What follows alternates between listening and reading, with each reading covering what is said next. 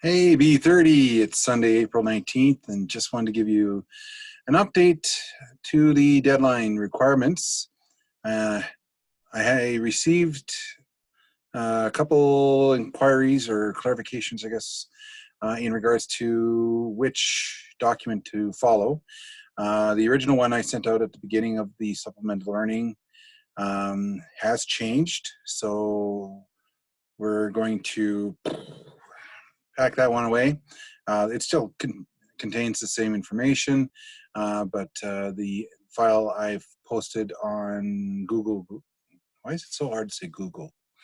Google Classroom. And the one I posted there, that's the updated one. That's the amended one as well. That includes everything that we are doing, and it also includes the Pulse Stump Odyssey. If you choose to do it, awesome. If you don't, that's fine too. It's the original assignment no longer fits because YouTube has removed the video. Now, mind you, if we were in the classroom, we would be watching it there. So, oh well, we adapt. So, check the Google Classroom and the posts there, but the document that is there is the updated one, and I'm going to show you that right now, so that we're all on the same page. We have the amended version as of today, April 19th. Classes resume tomorrow on April 20th. Shooting an Elephant, the oral essay, pages 4 to 11. Animal Farm chapter summaries and project. And of course, your abbreviations assignment. If you haven't started that, please get going on that. Page 21 and 22. That's due April 30th. Now, deductions, if we were in the classroom, we'd have 25 and then 50, 75, and nothing. I'm going to change that right now because of this circumstances we're in. It's really hard to stay on top of the deductions. So we're just going to, once the 30th happens, end of deadline, 50% deduction, and you have until May 15th to submit the deadline 3 assignments. Now, you should not be, none of you should be submitting anything late, as you have the whole month to do things. And I know this can be a challenging time to budget your time and manage your time, but this is actually a good practice run for you, as when you get into post-secondary, you're going to be in a similar boat. Mind you, you'll have your classes and that, but you'll have this extra time. And then those due dates that come up really quick if you leave things to the last possible second.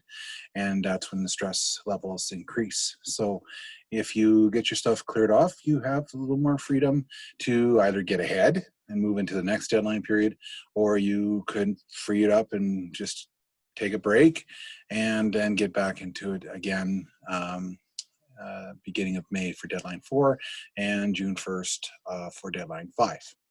So enough of the what you should do and what you could do and all that kind of stuff. You already know that, so I'm going to trust that you're going to manage your time well. Deadline 4, we have Hamlet. I'm going to be doing videos for each scene. You have scene summaries, not act summaries, scene summaries. And so what is happening in the scene. And we have the tombstone project, and use stuff around the house for your tombstone. And like cereal boxes would be a good idea. And just keep that and decorate it up. There's newspaper, glue, tape, something. You have the name across, you have the birth date, death date, and you have the epitaph. And the instructions are on page 3 in your course outline booklet. Pulse Stump Odyssey, I've mentioned, we're not doing that, but if you choose to do it, there are clips of the video on the YouTube site, or on YouTube. Just type that in and it'll be listed all there. But if you don't want to do that, that's your choice. I have an alternative assignment, which would be a good practice run for some assignments you may have in post-secondary. It's the same amount of marks, but you choose 3 songs that you like, and that you feel has a that universal language that people can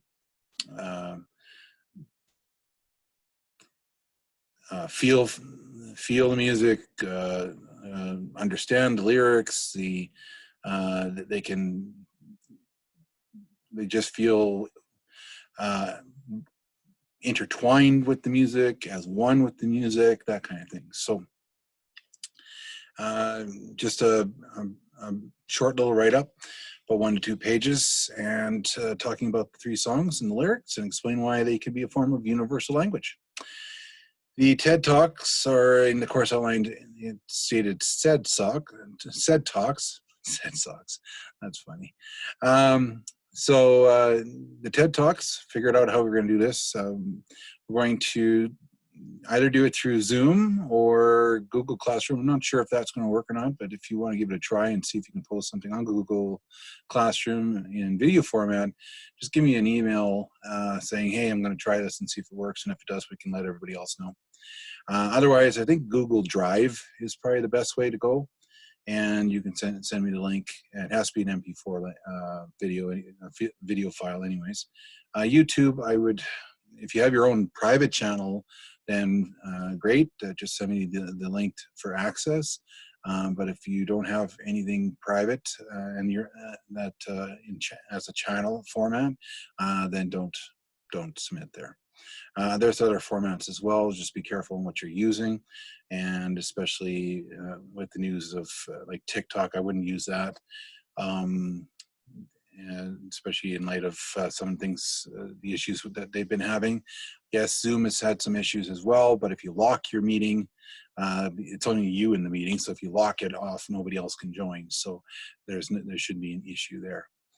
I'm using Zoom right now, so that's how I'm recording these videos, and it automatically converts everything into an MP4. So I do recommend that you watch the Amy Cuddy TED Talk on body language. It's only 8 minutes, and you've already seen it before, but it's always good to see it again, how to present yourself to an audience. And of course, you can work on scanning the audience and voice projection and stuff like that, and overcoming those fears so that the fears don't conquer you, you conquer the fears. So that's what we're doing, 3 to 10 minutes in length. Here are some guidelines, 10 ways to secure Zoom. 1, 2, 6 would be pretty much all you're using for yourself. Keep in mind the other ones if you're doing a meeting of people. So just to check your security settings and be sure that you are in control of the meeting. And reminder that the marks that were submitted at the shutdown were dated March 13th, and that's your turn 3 mark. That you do not go below that mark, so just keep that in mind. And this supplemental learning is to help you bump up your mark and also help with the skill sets that you'll need for post-secondary. So deadline 2 projects that are below here, they're no longer being accepted because it's passed, and that was April 15th. Okay, so I'll let you read that on your own time, but if you have any questions, just give me a shout. Otherwise, this is the document you follow, and to the one person I emailed today, I believe, and if you catch this, disregard that. The original document, this is the document now. So because of your question, I've updated the document for deadlines. So follow this one, please. Okay, so classes resume tomorrow, April 20th.